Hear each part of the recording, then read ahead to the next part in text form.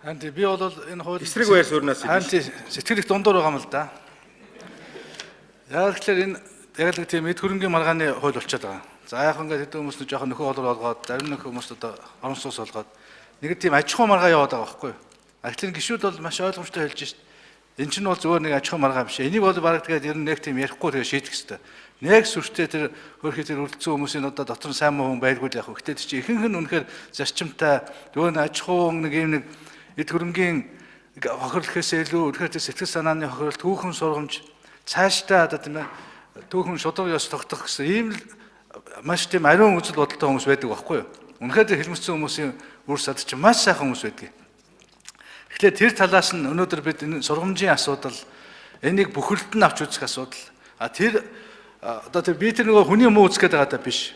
Үнэхээр тэр хүн хэлмэдүүлсэн тэр яргчин босон тэр сонголтоо түүхэн сонголтоо өөрснөө хийсэн тэрийг гүйцэтгэсэн хүмүүсийн нэрс бол ил тодол байх ёстой. Одоо ингээд вебсайт руу ороход байж идэг, тэр музейнд байж идэг.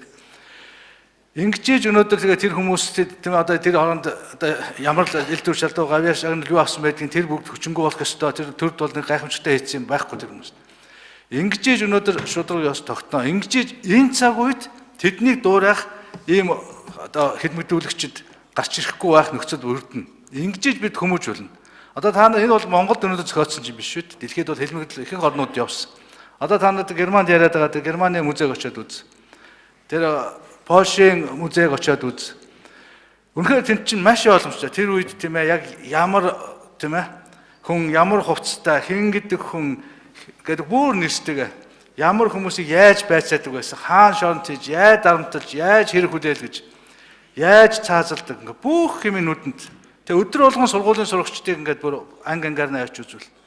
Ингээд тэр нийгэмд дахиж тийм одоо хэлмэгдүүлэх гарахгүй байх нөхцөл болцоо бол маш их одоо гүн бат сууж байгаа хгүй. Ямар ч эргэлзээгүй болж байгаа хгүй. Манайд бол ингээд за яг нэг хэдэн яшигтай хүмүүс ингээд жоохон юм өгс одоо ингээд дуусаа ингээд хай. Одоо 2 жилээр сунгаал дуусгах гэсэн ийм концепт яваад байгаа чинь хамгийн харамсалтай, хамгийн гомдол төрүүлээд байгаа юм чи энэ болчиход байгаа байхгүй. Тэгэхээр энийг энэ хуулиндаа нэг янзлаад өгөөч тийм ээ. Битгий хугацаа тавиач.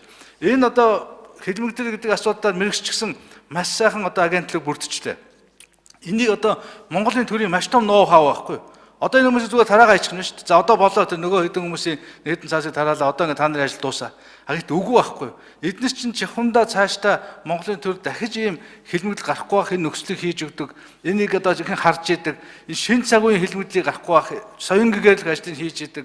Энэ төрийн бодлогыг хэрэгжүүлдэг ийм л хүмүүс байх ёстой шүү дээ. Ерөөсөө би тушаал биелүүлсэн бол одоо би буруугүй гэдэг ийм одоо байж болохгүй моралаар явж байгаа шүү дээ. Гэтэл өнөөдөр бид нар 92 оноос батлсан үндсэн хуулиар бол маш тодорхой хүн хууль зөрчсөн, хүний эрхийг халтсан ийм үйлдэл хэн ч хийх ёсгүй. Ямар ч тушаал авсан хийж хийх ёсгүй. Хийсэн бол та өөрөө гэмт хэрэгтэй. Та өөрөө хариуцна. Та өөрөө түүнийхээ одоо гин зэмийг бол эдлэнэ гэдэг энэ ойлголт өнөөдөр бүх талд бол хүн болгоны одоо зүрх сэтгэлд шингэсэн байна уугүй юу? Өгүүл байгаа байхгүй юу? Өмнө нь одоо ингээд бидний нэг хурлаа хичнээн хүн орж ичээд үгүй тушаал байсан шүү дээ. Одоо би тушаал авсан учраас ингээд одоо би буруу зүрх юм хийсэн, би хүн хэлмэгдүүлсэн, би одоо ийм асуудал оролцсон гэдэг энд ирээд мэдээд хийгээд явж байгаа шүү дээ. Тэгэхээр энэ талаасаа бол өнөөдөр энэ хуулиа янзлаач энэ хууль чинь дутуу төлмөг байна штэ гэдэг талаас нь бол би одоо саналаа өгмөр байна.